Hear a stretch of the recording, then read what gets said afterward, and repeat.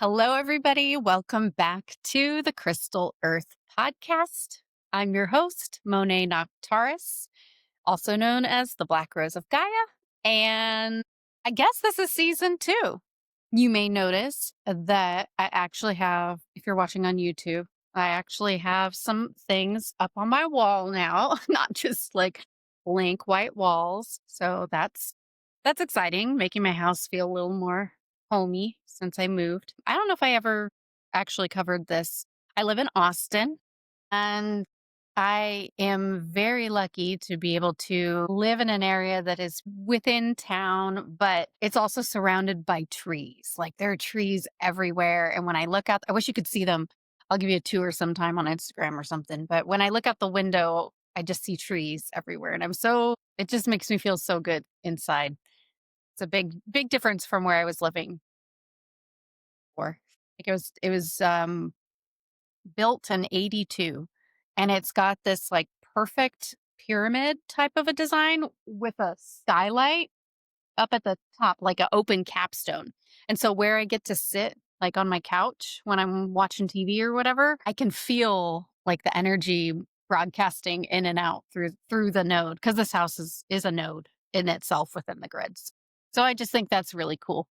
And I'm very grateful to be surrounded by so much nature here. So there are a couple things that I'm all fired up to talk about today. Today is a really big threshold within the override sequence and kind of hard to believe. I'll talk a little bit about that. And then also we're going to talk about the feminine and the masculine lattices within the grid as separate structures that intertwine throughout the grid. And I want to bring it kind of both to a human level, to a more zoomed out planetary level, maybe even to a galactic level. We'll see what happens. I just released season 1 last week and a week ago today, and my new podcast and stuff.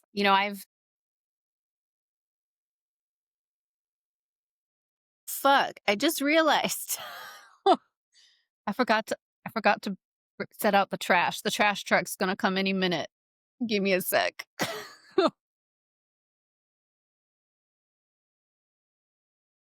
Okay, we're back. I'm like winded.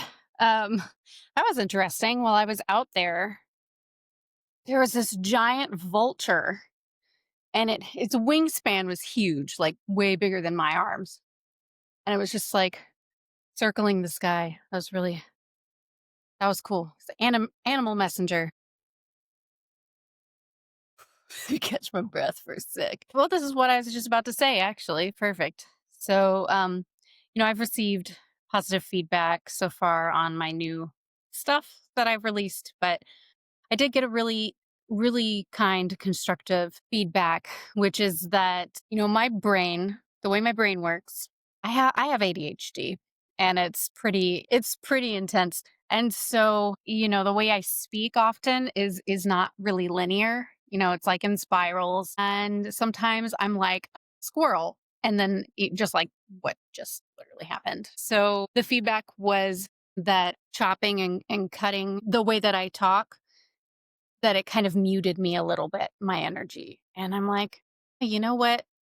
I receive that because my main concern, especially in like speaking to a new audience that hasn't heard me in the past, heard me speak in the past, is wanting to make sure that I'm legible and understandable to people, because I know that the way my brain works is sometimes just takes me off in really weird directions, but it all kind of comes together in the end. And I wanted to make sure that like new people actually understood me. And also, especially doing video content, that just feels, I don't know, it feels even more like I kind of have to like get it right, for people to be able to get it and understand.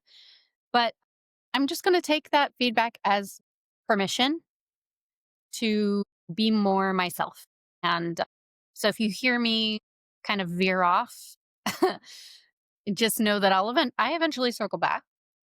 But I'm gonna try to be a little less linear and polished and just see what happens. So with that, let's begin. I just finished up an attunement session with a client right before this, and it was great. It was great. My energy might be like super high because of that. Because I've been channeling for a while, but it was really interesting. There were some themes coming up that I was like, yes, we're going to talk about this today because it's not just coming up for me; it's coming up in the collective. And so it's time to talk about it. As the override has progressed, which remember, if you're just stumbling onto this, the override is the big planetary reboot where Earth's grid system was rebooted and reset.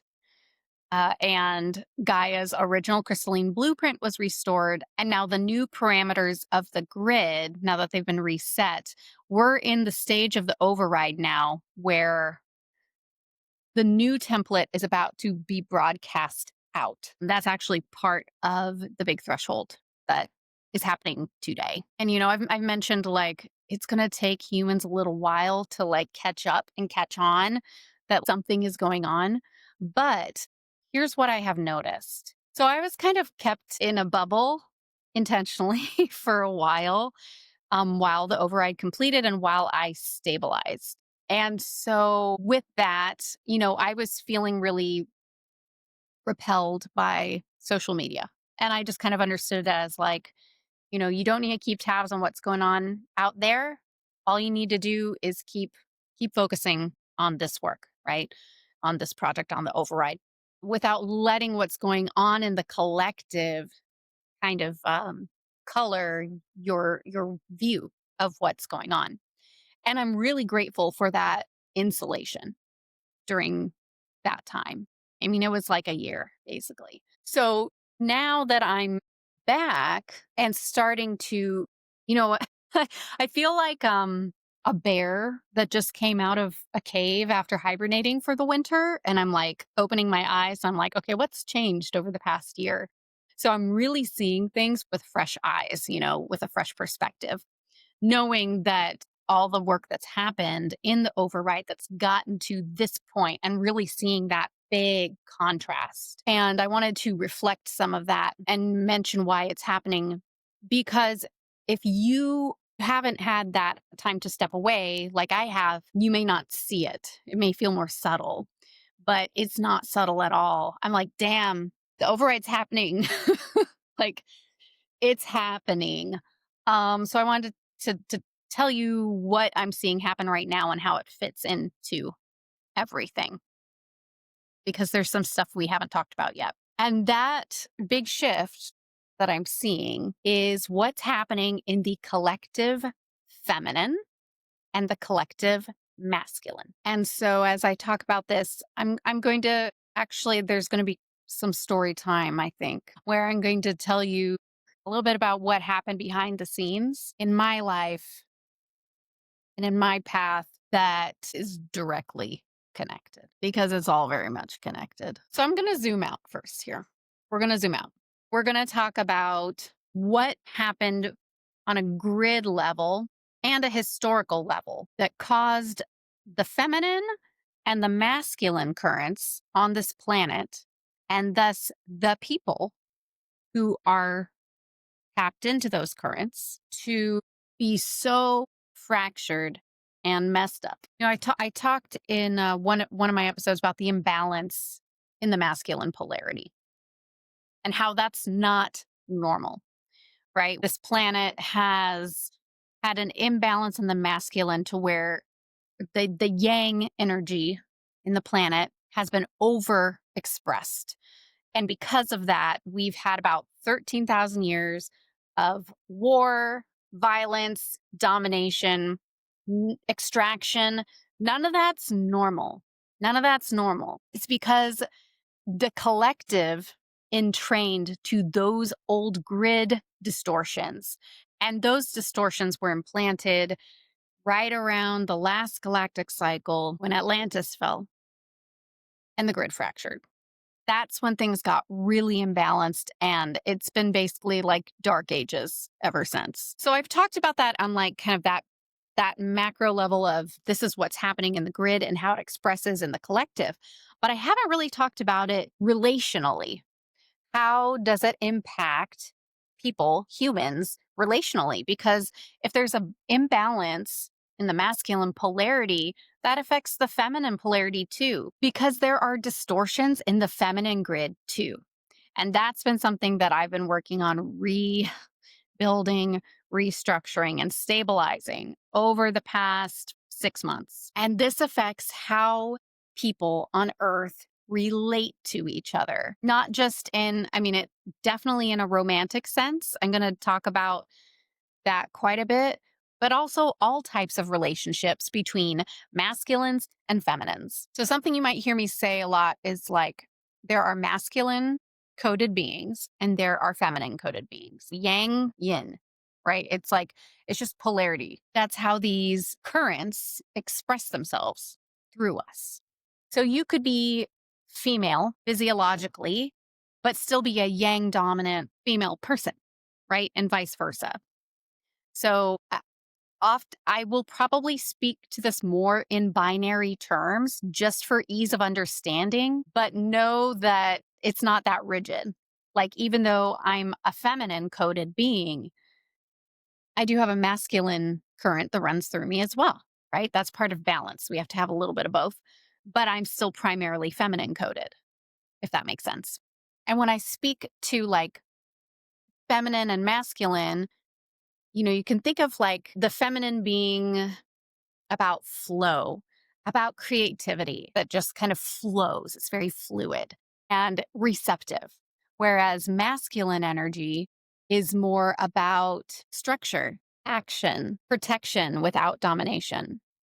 That's a healthy masculine expression. But both of these poles, the masculine and the feminine, have been distorted for thousands of years. And it has expressed itself in the way that masculines and feminines relate to each other. And so there are two grids that support each of them. The masculine and feminine energies are being routed through these grids, and it affects all humans. So, in the broken architecture that has been around for thousands of years, what it looks like is almost like a net, like just like a net that's holding up and supporting the weight of sometimes it feels like everything on the planet.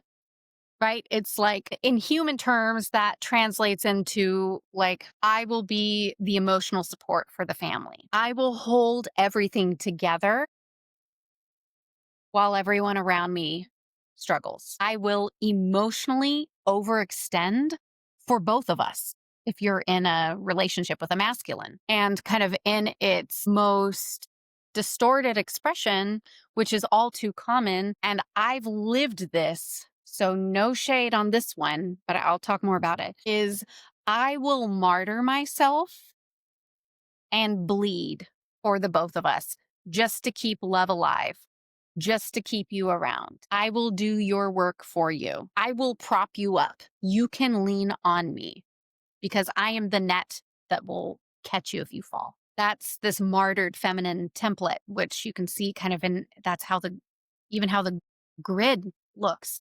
It's like it's like supporting everything else. And this just kind of became a template over time that feminine coded beings entrained to because it was what was being reinforced by the grid. Now, the masculine lattice, I don't blame the men. I'm not a man hater or a blamer. They've really been set up to fail because the masculine grid has been broken. So you can think of the masculine grid, it's kind of like towers or spires. This is the distorted framework that's being overhauled, but it's kind of like towers or spires that are kind of like jagged, right? And it's like trying to form a cohesive arch, but it can't, like a beam, but it can't. And so this shows up in masculines in kind of a couple different ways relationally. So it can look like, at its most dysfunctional and toxic, It can look like, men who just are self serving and unable to be present at all in a relationship emotionally. They're avoidant of their inner work. They don't want to be self aware because to do so would challenge their own curated view of themselves. And so they're reactionary towards feminines. I don't blame it all on the grid. Some of it is their upbringing, the way they were raised, what was modeled for them by other unhealthy masculines. But at the end of the day, it's all our own responsibility to look inward and be self aware and do our own inner work. So there's no excuse for that. For men who are genuinely caring and trying to be present, but these are the partners that, they're trying. They might be good dads, they might be good partners, they're trying, but they have to kind of swim against the current in order to be present emotionally and in order for them to show up in the way that the feminine needs them to. And so it's kind of exhausting for them and unsustainable because the architecture within the grid is not supporting them. Their energy leaks out. And so they might be inconsistent. They might need to dissociate or check out because the grid is not supporting them. And of course, there's like a spectrum in between these two types. So the way that feminines and masculines have related to each other historically since the grid fractured, it's like the odds have been stacked against us all. And it's not until these two lattices are able to be repaired that we actually have access to something different, something new, something healthy, which is the restored masculine and feminine currents throughout the grid. So I'll tell you where we're at with that one, and I'll probably tie it into some stories. And this kind of ties into what I was mentioning about, coming back to social media and seeing what's going on out in the world. Oh, a butterfly just flew to my window and flew away. That was so sweet. Okay, so I get a lot of like animal visitors and friends around my house. So what I began to notice, so as I'm on Instagram again. That was my main place where I interacted with a lot of my audience before in my old podcast, the Starseed Awakening podcast. I developed a lot of connections with people through Instagram and it's fun. I love interacting with people who are also keyed into what's going on here. As I was like scrolling for the first time in a long time, I have not scrolled in a long time. What I started seeing was really interesting.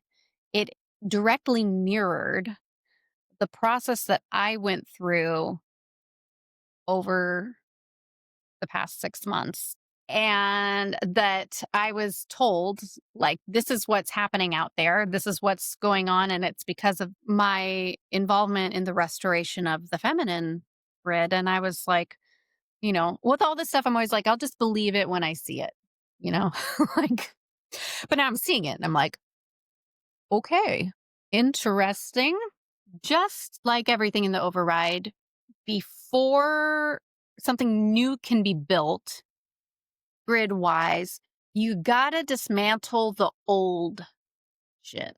Can't just like build on top of it. The old stuff is gotta go down.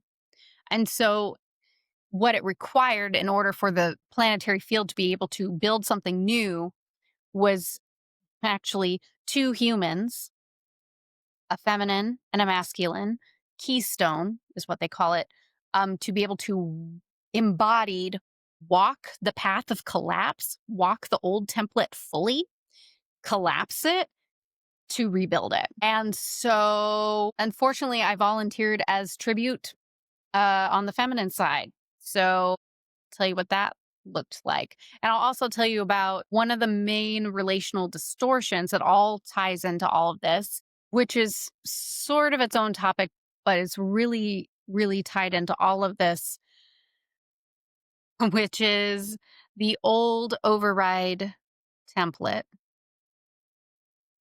something called fusion, that involves a feminine and a masculine fusing into one to collapse the poles. So I know it sounds like a bunch of just random stuff, but it's all tied together. I'm gonna get into it here. So I'll tell you a little bit more about my story. Because really, I think that's kind of how this starts. And this will help really bring this all into human terms. Because sometimes, I could talk about grid mechanics all day, but that's useless if you can't relate it to your own life. So I think some feminines out there might relate to my story a little bit, and then we'll tie it all into the grid. So I was married for 10 years, in a relationship with this person for 17 years. And without going into too much detail, I completely lived the martyred feminine. I was with someone who I could not see, literally could not see, exhibits probably all of the qualities of narcissistic personality disorder. But because, especially covert narcissists are really good at what they do, I was not able to see that I was being manipulated, coerced, and mistreated the whole time, pretty much. I never thought I would be that person that didn't realize that they were being abused, right? Because psychological and emotional abuse, it doesn't leave a mark physically. So it can be harder to tell, especially when you've been with that person for a really long time. And that's just what love is to you because of what was modeled for you as a child. So yeah, that sucked. But the reason I'm saying this is because during that time, I basically I I was the poster child for the dysfunctional feminine. I basically gave up my whole self, my health, my well-being for this person, for our family. I was over functioning, and this is a big issue with feminines in general, and the distortions in the feminine lattice is that we over function, right? I was doing the emotional labor and household labor and the parenting labor, and basically martyring myself so that things didn't fall apart because I thought I was doing the noble thing. Truly. Like, it was like, how can I be loyal to my partner and also keep everything together for everybody and for my kids, right? And make sure nothing falls apart. While I was also at the receiving end of narcissistic abuse. That just kind of adds insult to injury. Um, and basically being told that I wasn't doing enough at what I was never good enough. Even though I was carrying everyone, right? This is classic martyred feminine template. Over carrying feminine. This is a template that so many women live and have lived. And so, long story short, with that, I left. Finally left. Got out of the marriage. And when I did, I never knew how I was going to feel when I finally left because I had been thinking about and trying to leave for a long time. And once I finally got out, I remember when I signed the lease on my rental house and when I just like sat down around all my boxes at my dining room table and I just cried. But the crying wasn't sad, it was like relief. For the first time I felt relief because I didn't have to answer to anybody. I didn't have to carry somebody else on my back and all their problems. And I was free. There was at that moment I knew there's no going back. None. I don't have to answer to anybody. I don't have to walk on eggshells. I'm alone and I'm fucking massively relieved to be alone. And that was kind of the beginning of me realizing that it wasn't love, it was control. It took me a while to heal from that, but I certainly, I didn't feel like I was missing anything. I was just happy to be alone with nobody fucking bothering me. So, so that happened. And then this is a piece that I have not shared at all.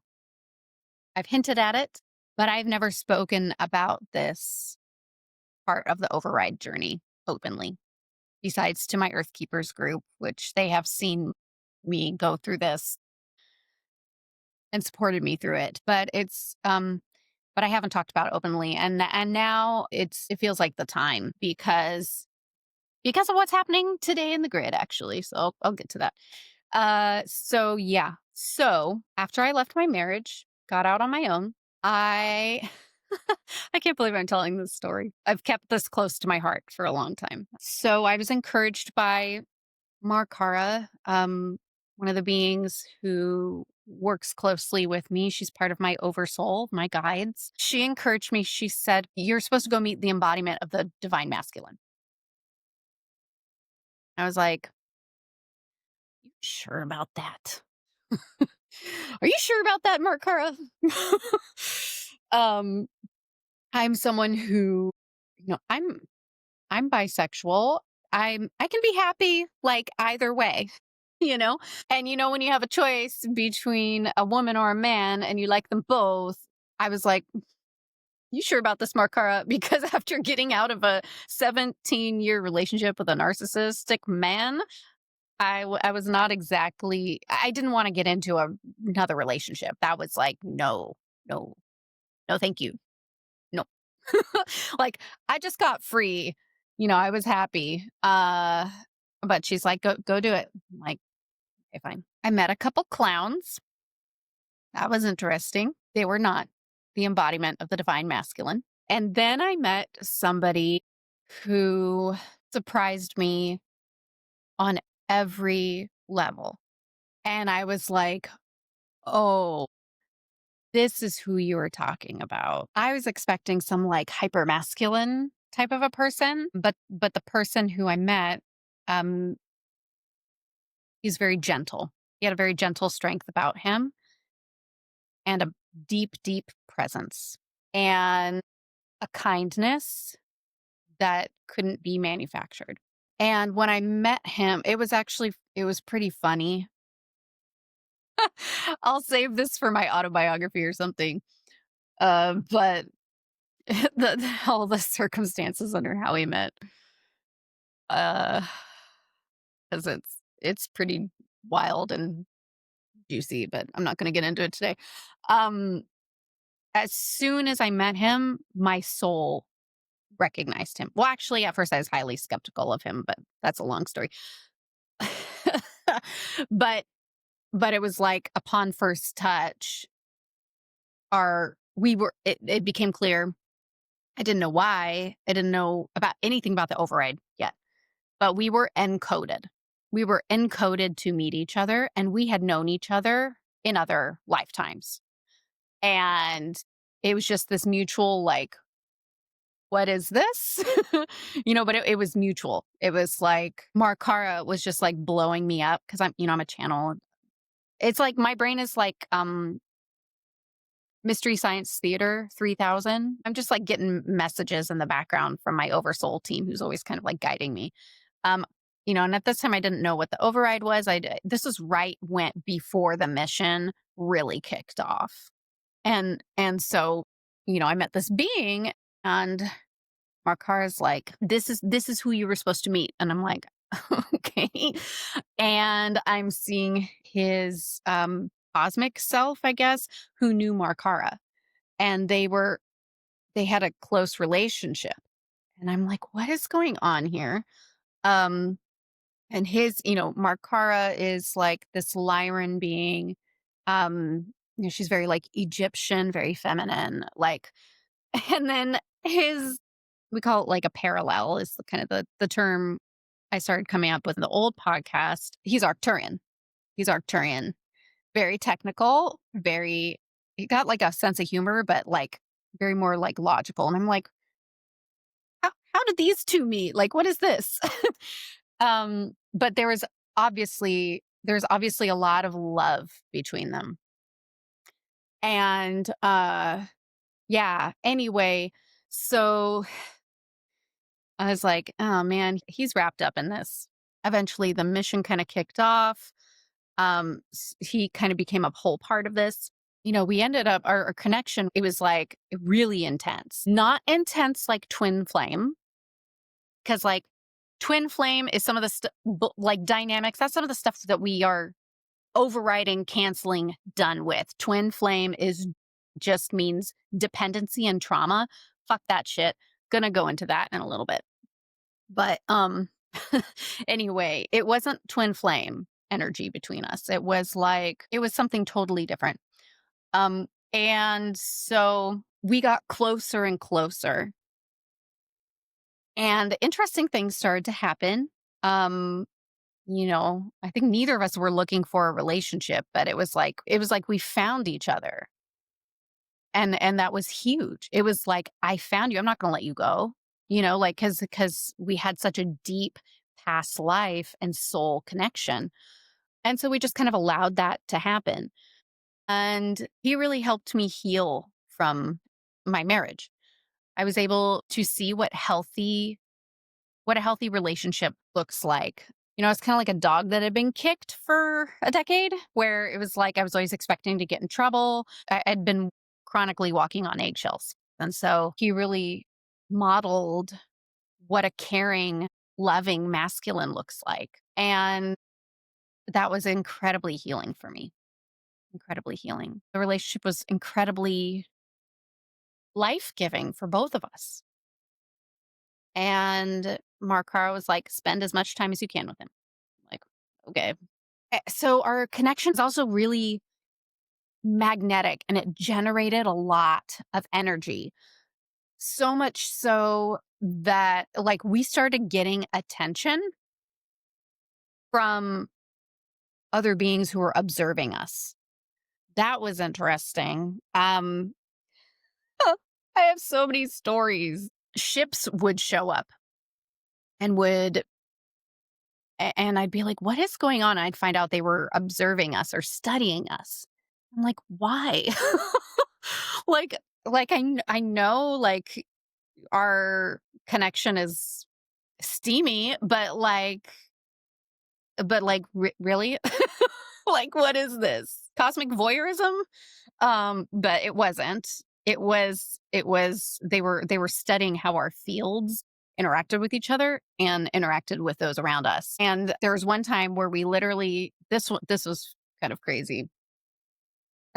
We pierced the veil and accidentally things were getting intense, and I looked out the window and all of a sudden this ship like lights up in front of my window. And I'm like, what on earth is going on? And then it like flickered and then like went dark again. And later I looked into it and I found out that it was a ship that was doing some work on a node near my house at the time. And the energy that we generated disabled the ship's cloaking mechanism. So they were like, oh shit, on the ship. It was an Arcturian ship. And they had to they had to fix it and cloak again. There was like obviously something going on that was important, but I didn't know what the override was. I didn't know why it would have been important really at the time. So then eventually, this is just skipping over a lot of details, and I want to keep, both of our privacy intact here. He began to pull away. It was like some of his old patterns, relational patterns, started coming up of avoidance and dissociation when things get too close or too intense. And my reaction to that is like, if somebody pulls away, my instinct is lean in further. That's how I ended up in a marriage for 10 years with someone who was emotionally unavailable to me. And even though it was apples and oranges, is the same kind of behavior where the masculine is stepping back when vulnerability or emotional intensity and closeness and intimacy increases. And the feminine, this is just these broken templates, the feminine, instead of holding strong, diverts her energy towards trying to help, fix, support. It's like, here, come lean on me. Let me heal you, right? Let me help.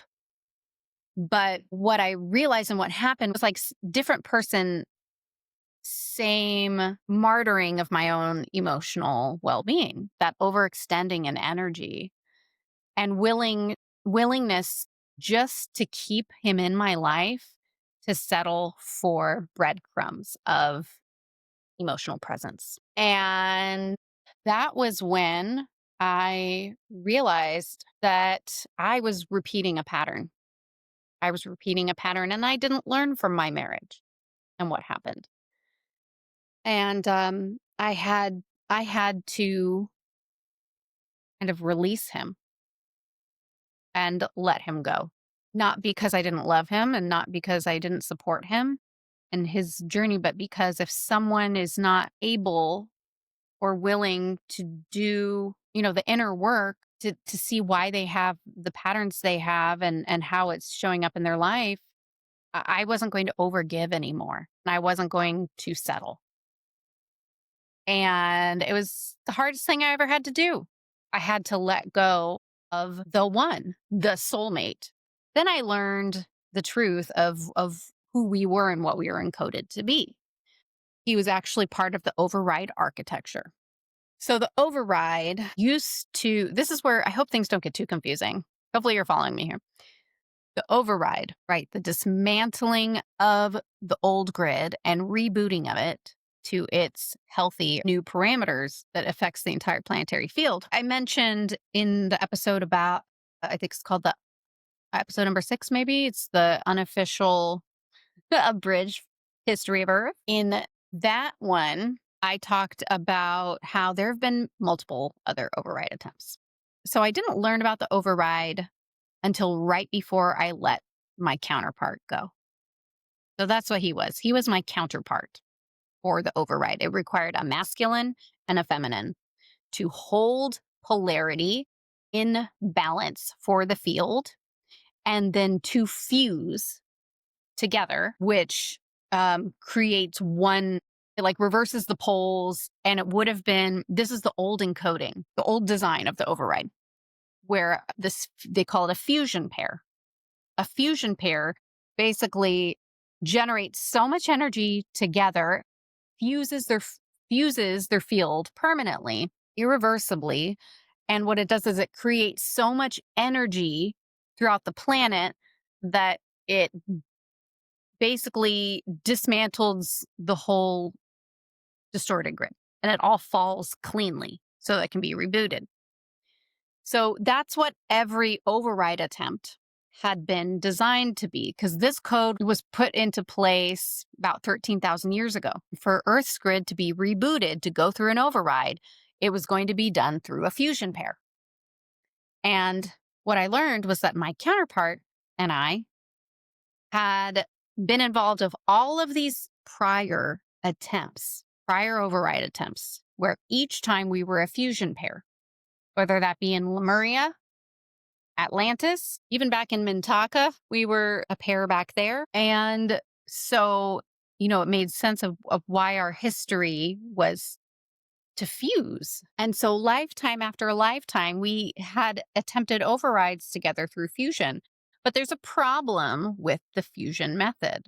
The fusion template, what it does is it's kind of part of the reason for a lot of the masculine and feminine distortions in the grid currently that we're seeing, because it established a relational template of codependency where union between a masculine and a feminine, right? And it doesn't have to be a man or woman, just a masculine coded being and a feminine coded being become one, right? Merging fields together, dependency on one another, right? The feminine overgives, the masculine flees. And this is a repeated pattern that was seeded by botched override attempts. When an override on a planet is dependent on two people, both have to basically be perfect in order for it to work and to stick. And that's not realistic. So, this is how we ended up with some of these fractured templates. I'll tell you the first override attempt that we did in Lemuria, I was stabbed during the fusion and he hesitated and the whole thing got fucked up. He went into exile. And so if we had attempted all of these overrides before and none of them worked, this time around in the override that did work, this one, what the only thing that had been proven was that the fusion model of override doesn't work. So what happened was I had to override the original override code from 13,000 years ago.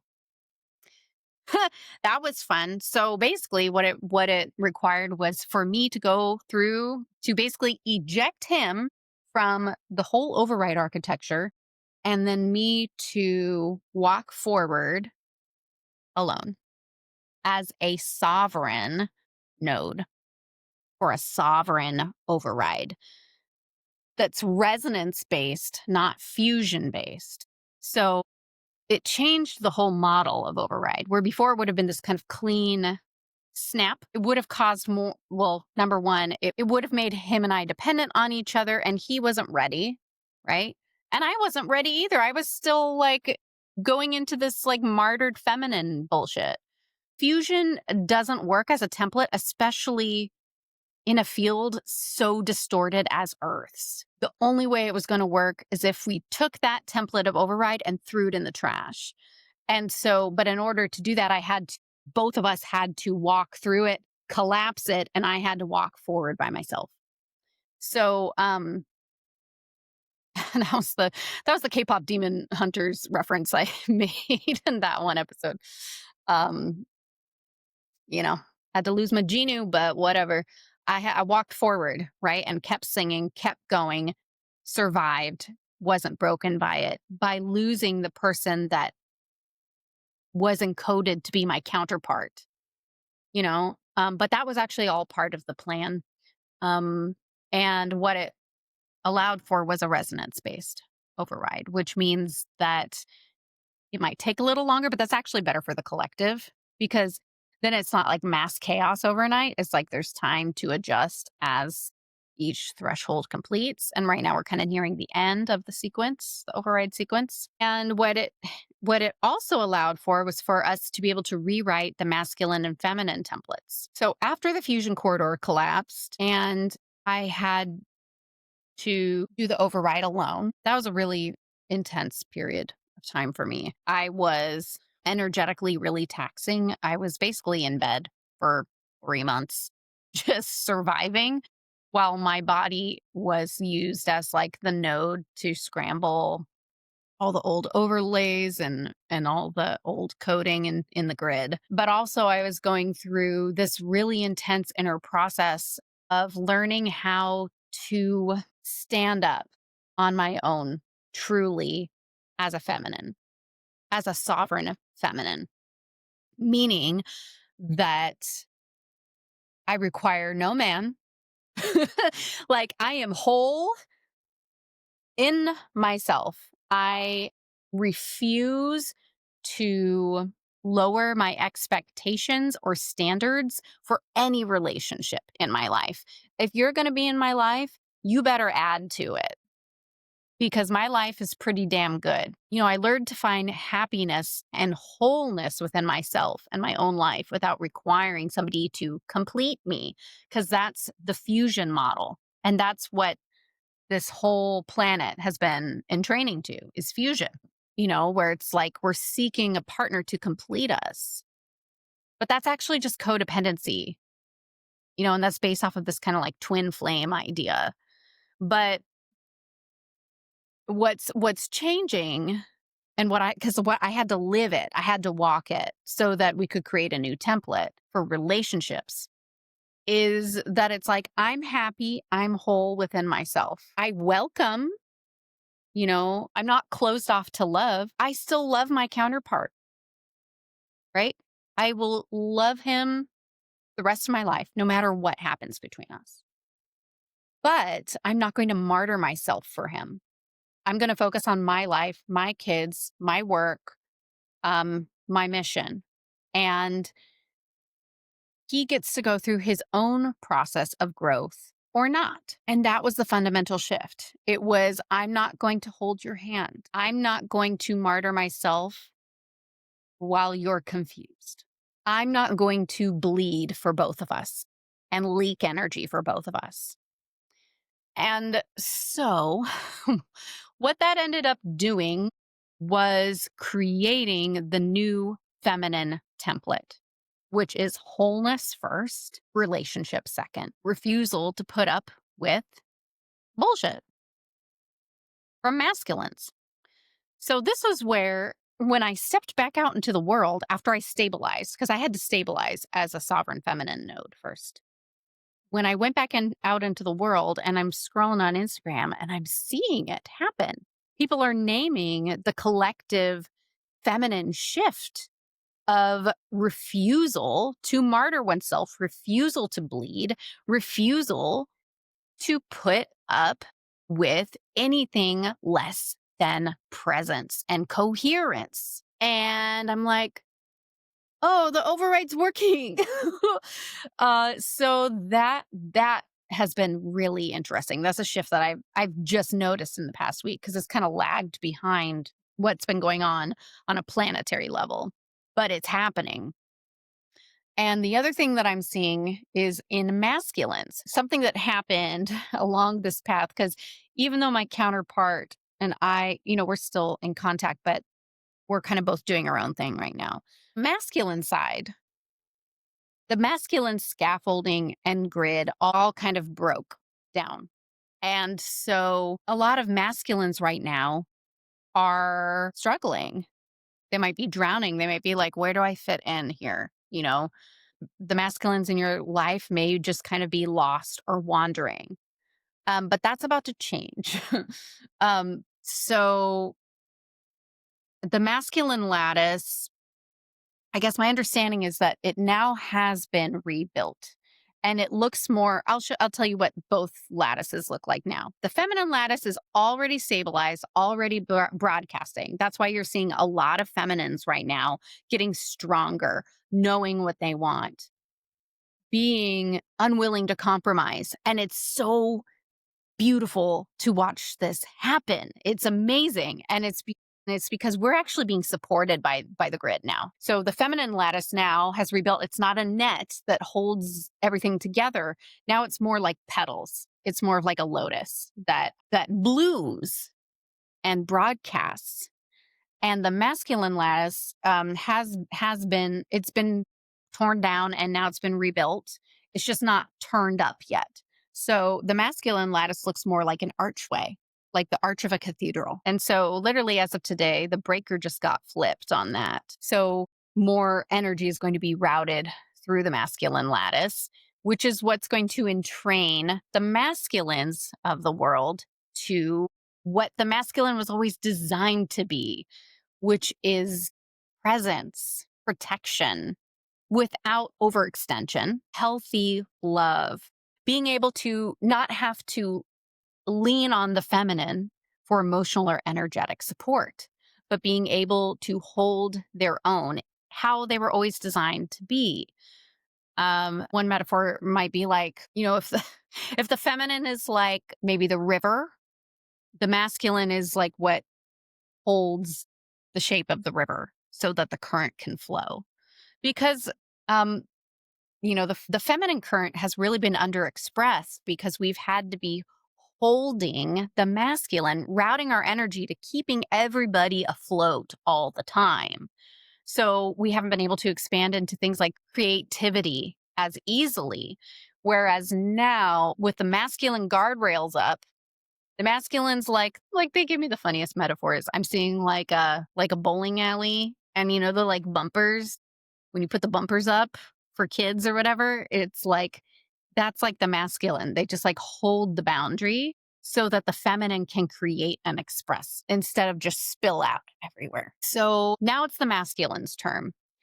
You know, for myself as the feminine keystone, I stabilized the feminine grid. I walked through the collapse. I came out singing. And now it's the masculine's turn. Masculine's just been paused instead. It's not that they did anything wrong. It's that, well, my counterpart, he's the masculine keystone. So he's been paused for all this time so that I could stabilize. Now, what's happening is the current's about to start running so that the masculines of the world can start being resourced to actually take the steps that they want to be taking to stand vertical, right? Masculine current is vertical, the feminine current is horizontal. And when both are running at full capacity, we have a complete balanced grid.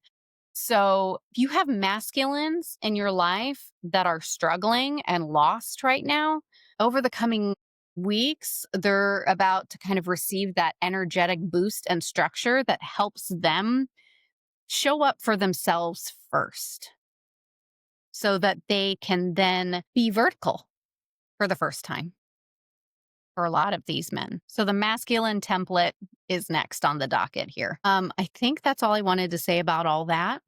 Told a little bit more like personal stuff than I thought I was going to, but now you know a little bit more about my story. If you're a feminine, keep living your life. Live your joy, your happiness. Do not depend on the masculines in your life or a masculine to come in and rescue you or catch up to you, right? You keep going and don't do the healing for them. That's their job. Give yourself permission to let go of the net and get your energy back for maybe the first time ever. And if you're a masculine, don't shy away from the inner work, from vulnerability, presence. That's where the gold is. And know that the grid is going to be supporting you soon to be able to stand vertical. And I mentioned that today is a big day, in a planetary sense. Like I said, they flipped the breaker on the masculine. It's not running at full capacity yet, but that's very much tied to my counterpart and his role that I'm just allowing him to do that. Like, do your thing. I'm not involved. That's your job. I already did mine. And the other thing that's happening today is Earth's grid officially begins broadcasting as a tone-based system, a tone-based grid. It's kind of like in the override so far, if you think about the Earth's grid as kind of like a sprinkler system, it kind of like runs under everything. It's like I've been building the pipes and the channels, so which is like the grid, right? It's been building that out. And so today what happens is like they finally go doot, doot, doot, doot, and turn on the irrigation channel, the stream, right? And that stream of tone begins to flood the system. So that what happens is over the coming couple weeks, the override tone, which is my tone, is going to be broadcast throughout the grid as like the background music that everybody is swimming in and hearing the hum under everything that entrains people to the new grid parameters of coherence and truth. So it's like today that starts and is being broadcast out and saturated throughout the grid. But it won't reach full amplitude until the masculine lattice comes on fully and is broadcasting fully. And then my understanding is that it will be felt. Coherence will feel contagious. Override isn't just structure, but broadcast so that the collective begins to entrain to the new tone. As the template reaches every single person on this planet through the vaults, the nodes, and the ley lines that form the entire grid. So that's all I have to say for today. If you want to interact with me more, like I mentioned, I've been back on Instagram. I started doing this thing a long time ago, in my old podcast where I would put in questions and answers into to my stories. That's where I mostly interact is through my stories. I'm a real person. You can interact with me there, where I put in questions and you can ask me basically anything about what's going on the planet, whether it be like a cosmic question, an energy question, a past life question, whatever. And I really enjoy answering them. So I haven't decided what day I'm going to be doing that, but I did it this past week and it was a lot of fun. And I got a lot of really, really great questions. So go follow me on Instagram at Monet Noctaris. I'll put that in the show notes. And also, like I said, I am doing attunement sessions with people who want to take this work and explore deeper, help you connect to your guides who's been supporting you in the background for your whole life, and do some energy attunement as well to help you out. So if you're interested in that, I don't know how long I'm going to be offering these one-on-ones, but I am enjoying it. I can say that it's been a lot of fun. Go to monaynoctaris.com to sign up for an attunement session. And I'm also going to be offering group ceremonies and things like that. So, depending on when you watch this, just go ahead to my website and see whatever I'm offering, what the next thing is. Okay, I guess that's it for today. It's complete. Much love. Bye.